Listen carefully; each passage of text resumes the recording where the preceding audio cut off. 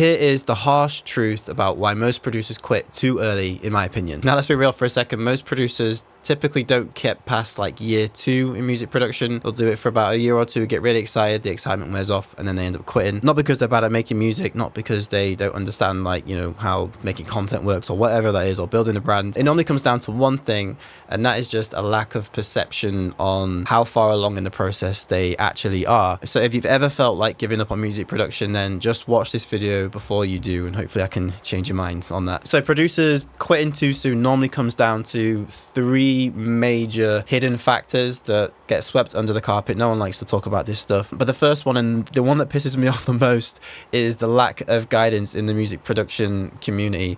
There's a gazillion tutorials out there, there's a million videos on how to do music production, but I feel like there isn't enough producers that are higher up, that are further along in the game, giving out enough sort of like one-to-one guidance, actually putting himself in the community and helping. If you think about any of the niche, you know, even within music, learning how to play piano, learning how to play the guitar, naturally you would think as a producer, okay, I'm going to go ahead and hire someone to teach me how to play guitar. You can learn a little bit of stuff self-taught, but until you actually hire someone who knows what they're doing, progress is just super slow. Lack of guidance is a huge one. Low engagement is another one. So mainly producers who get to a point where they want to start posting online, they do that, they get low engagement, things don't go the way they thought it was going to go, and they just kind of give up because of that too. And then the other one, which is the big one, is beat block. I've put this in quotation marks because beat block does not exist. So they're the main 3 key factors, main reasons why I see producers either quitting or being on the verge of quitting. And it kind of comes down to the cycle of burnout for music producers. We get to figuring out, okay, I want to make music, I'm really excited about it. We start grinding, you know, maybe for 4 months, 6 months to a year, a couple years. We're in that grind mode.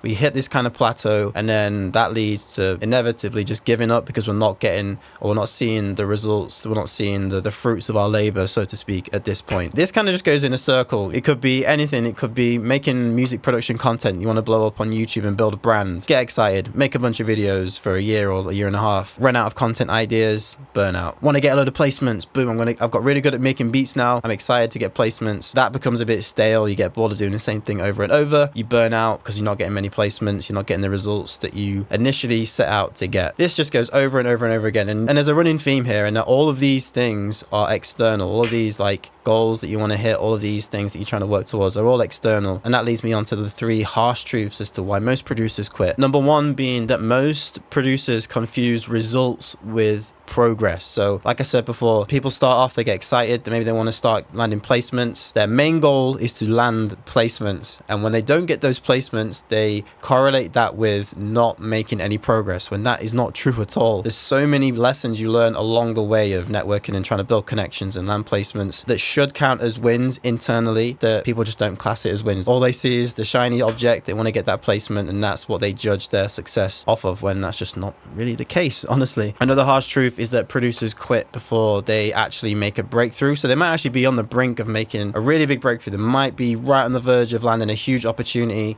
getting in a studio with a really big artist, making a YouTube video that's about to pop off. They're getting so close to that point, but because they're using all these external factors to measure their success, they can't even physically get to that point of a breakthrough because they're burning themselves out and quitting before they actually see any real success. So third harsh truth is the instant results culture. This one drives me insane. So I say this all the time. Producers will see someone like Carvey, they'll see someone like Kyle Beats, J Cactus, and they look at them and think, yeah, I could do that. Looks like they're getting banging views. All they got to do is make this title, make this thumbnail. Easy, right? So they go ahead and do it, make a video. It gets like 10 views, and they say to themselves, well, maybe these other producers just buying views. Maybe they're just botting subscribers. And it's like, no, this is not true at all. Essentially, you're comparing yourself to that producer who's been creating content, making music for 7, 6, 7, 8 more years than you have, and you're expecting the same results right now. So when you're in the early stages, it makes no sense whatsoever to compare yourself to someone that's more in the advanced stages of their career. Stop that right now. It's going to just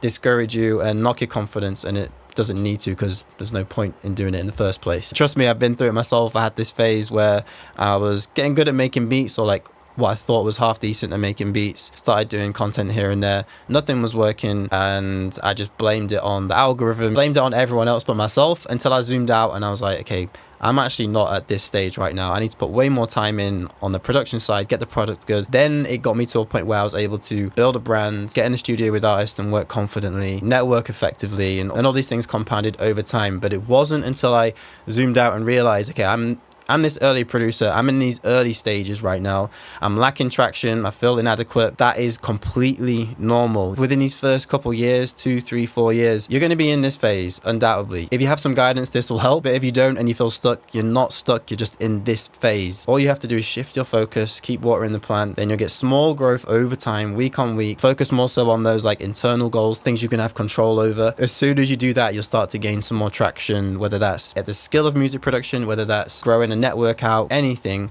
But you have to kind of first have this mindset shift in order to get to that point. At this point, the goal isn't to blow up fast. I know that's kind of like the ideal. You see producers blowing up overnight when it's not really overnight, and you think, oh man, I want a piece of that. That's not how it works. It really isn't. And honestly, like, that's not really where you want to be in your own skin anyway. Let's say you do blow up within 2 months of making music. If you don't have the skills to consistently put out good music, if you don't have the content creation skills yet, if you don't have any kind of business acumen that's going to allow you to take advantage of blowing up, everything's going to crumble. You'll be an overnight success, but the success will last just as long as it took for you to blow up, 2 or 3 weeks to a month, whatever, how long. And instead, just prioritize long-term growth. So focus on building your own skills, focus on building your own sound. Over time, you'll get more resilient with it, you'll get more consistent, you'll be able to put out a really good product, and you'll actually find that people come to you instead of you having to chase this so-called fame that you're looking for. People will come to you wanting to know how you got so good. So focus on these things, these internal things. These last way longer than making a viral TikTok or making a viral Instagram post. This over this every single time. Now, if you are one of those producers, you feel a little bit stuck, as I said at the beginning of this video, one of the main reasons producers quit is down to this right here, lack of guidance. So